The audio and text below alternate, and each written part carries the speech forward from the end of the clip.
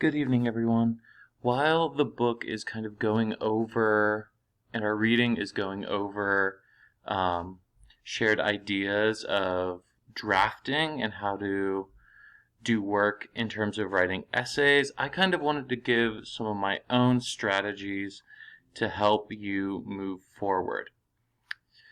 So, we're talking about drafting of an essay, and one of the things that the University of Idaho really wants to emphasize about the writing process is that it is recursive.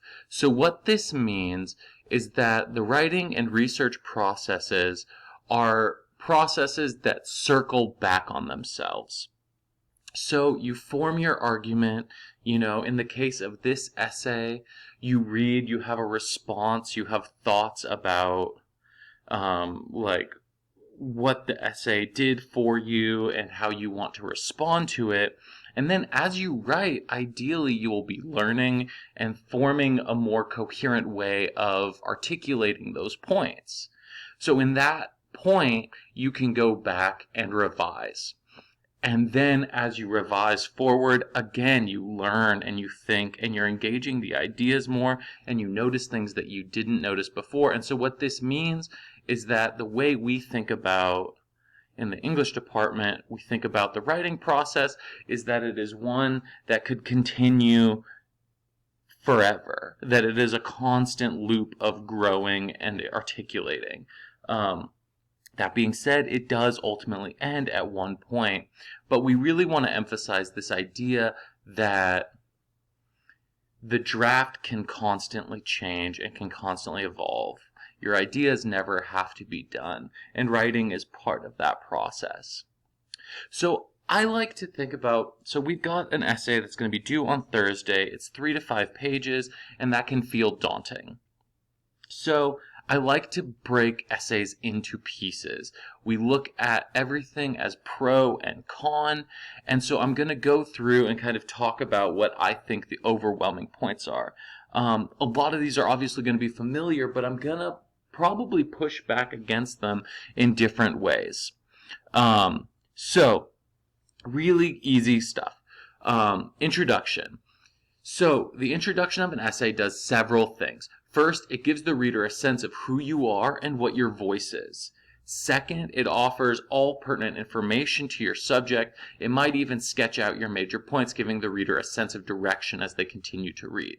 In this case, the pertinent information that you're going to be handling is going to be the essay itself and the constituent part of the summary. You're going to give some feedback into, or provide some insight into who James Baldwin is or who Anthony Bourdain is and how that relates to your experience of the summary. Second, we're going to be looking at a thesis statement. So this is a sentence that tells your reader what you're arguing. Where you've probably been taught to put the thesis statement is at the end of the introduction, but later I'm going to push back against that a little bit. Right now, really all we need to think about the thesis statement is that it communicates clearly and concisely the entirety of your argument. Next is going to be topic sentences. So these are sentences at the beginning of every paragraph that allow the reader to know what the paragraph will be doing. So later I'm going to bring in a little bit more on topic sentences and kind of how we think about paragraphs in essays, specifically kind of pushing against the 5-paragraph essay. So the 5-paragraph essay, many of you will be familiar with, is the idea of you have an introduction, 3 main points that are listed in the introduction and contained in the thesis statement, and then a conclusion that recaps everything. So the failure of this is that everything is pros and cons. So the failures of the 5-paragraph essay is that it doesn't allow for very much in the way of flexibility. Often people go into the essay being like, I just need to think up 3 examples and then move on. But that, what if we're dealing with James Baldwin, this idea of racism, maybe he approaches that in multiple different ways, and that needs, that's going to get a lot more attention than, say, his use of Christian iconography or Christian theology. So it doesn't make sense to give both of these a single paragraph. Instead, what I encourage you to do is each paragraph should cover one complete thought. The way this can work is you open with a topic sentence, you introduce the thought, you introduce what you're thinking. Then you expand or defend the thought. This is where you're going to be bringing in text, you're going to quote the essay. This is where if you did research, you're going to present it to defend yourself. And then what you're going to do with that last sentence of the paragraph is kind of give a little mini conclusion. Now that you've brought in an idea and expanded on it or defended it, give us something that's kind of like, where are we going next? Which should then transition nicely into the topic sentence of your next paragraph. So when you do that, what that's going to allow for is you to, this is still talking about paragraphs a little bit, I switched a little early, but this is going to allow you more flexibility to give more space, and not necessarily feel confined to the 5 paragraphs. It might ultimately end up that your essay is 5 paragraphs, but it doesn't have to be. You want to give space for the ideas to move of their own accord and for yourself to explore. So part 3, summary. Whenever you include an outside text, you should briefly summarize the important parts of that piece, possibly including biographical information of the author where that makes sense. So this essay is going to require a kind of more removed, specific summary, but summary is an important skill to kind of carry with you as you move forward in all essay writing. Whenever you're introducing a new source, you want to think about how you can prove that person's opinion matters and kind of gloss over the bits that don't necessarily pertain to what you're doing. This just allows you to present the parts of outside sources that make sense for you while moving along and keeping it as your argument and not just paraphrasing someone else. I'm using the term next is evidence. This is kind of a broad term, but a good thing to stick with is if you make a claim, if you say something is true, always defend it. This is an important skill to just think about constantly. And this can be in terms of like Anthony Bourdain really tries to brag on how weird his eating choices have been.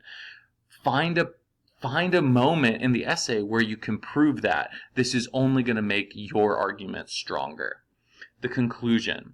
So a lot of you will have been taught to recap the 3 points that you brought into the argument. Instead, this is a good time to think about this element of so what? What does your argument matter? How does it change things for your reader? This doesn't have to be a I want to change the world speech, but what it can be is a sense of why should we be thinking about this? Why is it important to still be reading James Baldwin or Anthony Bourdain? Why do these people matter at the end of the day, and how does your argument kind of fit into that larger conversation? So, one of the reasons I like to break things up like this is that it can help with writer's block.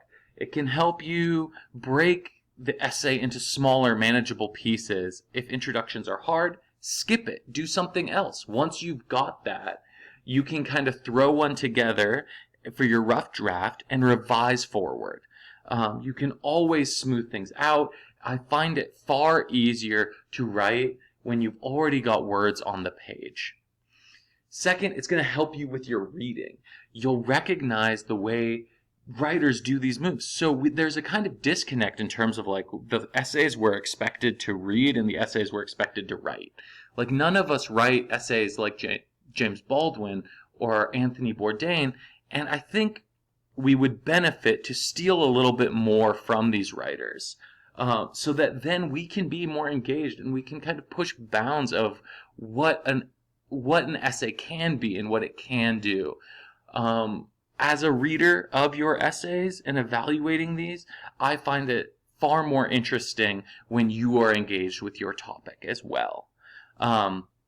So there's an adage that I really love, is that good artists borrow and great artists steal.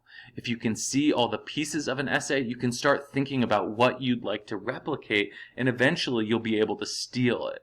And that is to make it something that is your own. So there's different ways we can think about essay writing. So we think about like the traditional 5-paragraph essay, which I've already talked a little bit about, but like let's think about the way a thesis statement, for example, plays in both of these. Baldwin seems to hide his thesis statement. He doesn't ever really come out and make his claim that, hey, like segregation is this terrible thing, but he wants us to walk next to him and deal with it so that we are feeling it rather than him explicitly stating it. Almost the opposite, Bourdain uses his claim that the burger is perfect and shouldn't be messed with as an anchor so that he can go on all these wild tangents and anecdotes.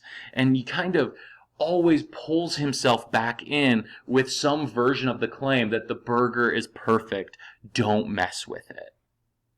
So these are two different ways to think about the way, for instance, a thesis statement can do interesting and complicated things, and maybe not like just throw it at the end of your first paragraph. Like you can use it to do different moves. So traditionally, like I've talked about this, the thesis comes at the end of the introduction, but it doesn't have to. I would say you can think about using the Bourdain move of kind of like using it as an anchor to kind of keep you in check. Another way to do it is the delayed thesis essay.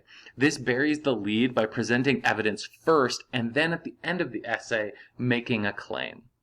This is especially good if you have a claim that's pretty wild and pretty out there.